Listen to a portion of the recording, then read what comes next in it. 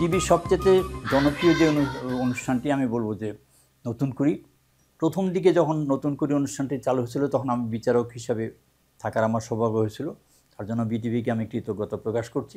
এই নতুন কুড়ি কিন্তু বহু শিল্পী আমাদের বাংলাদেশে সঙ্গীতে এবং নাটকে স্বীকৃতি লাভ করেছে এবং তারা প্রতিষ্ঠিত শিল্পী হয়েছে। এই অনুষ্ঠানটি বন্ধ ছিল, সাময়িকভাবে বন্ধ ছিল, আবার নতুনভাবে এই বছর থেকে স্টার্ট করতেছে, প্রতিযোগিতা শুরু হবে।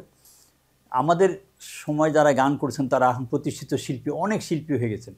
আর তখন যারা আসতো তারা মনোযোগ দিয়ে, মানে যারা গানের শিল্পী ছিল কিংবা অভিনয়ের শিল্পী ছিল, তারা নিষ্ঠার সঙ্গে চেষ্টা করতো ভালো প্রতিযোগিতা করার জন্য। তোমরাও চেষ্টা করবে আশা করি।